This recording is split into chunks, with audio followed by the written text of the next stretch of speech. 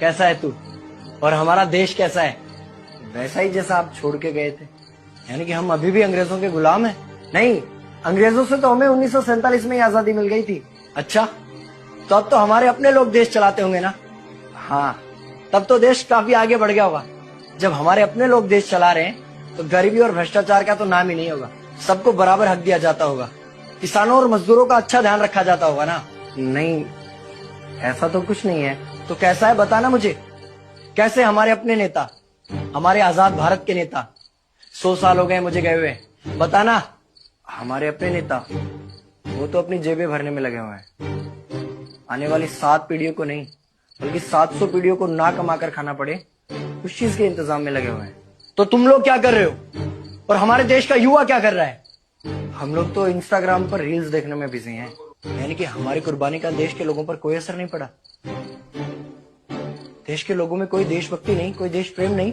नहीं, ऐसा नहीं है। आपके लिए और देश के लिए बहुत प्रेम है भारत के लोगों के दिलों में। हर 15 अगस्त और 26 जनवरी को तिरंगा फहराते हैं, पूरे जोश के साथ भारत माता की जय बोलते हैं और आपकी डीपी भी लगाते हैं। और भारत और पाकिस्तान के क्रिकेट मैच के दौरान तो हमारी देशभक्ति पीक पर होती है। तुम इसे देशभक्ति समझते हो?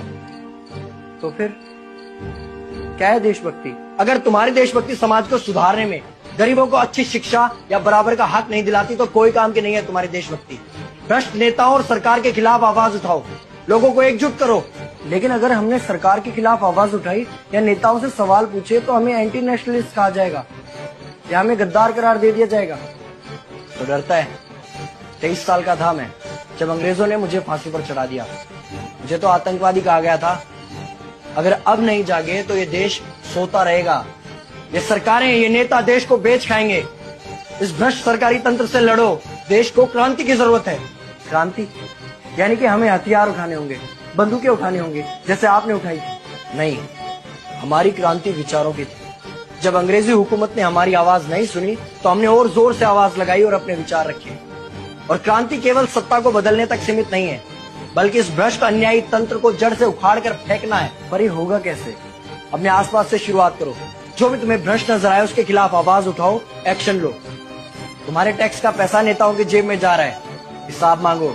अपने वोट का सही इस्तेमाल करो, लोगों को जागरूक करो और इस देश को आजाद करवाओ। इंकलाब जिंदाबाद, इंकलाब जिंदाबाद।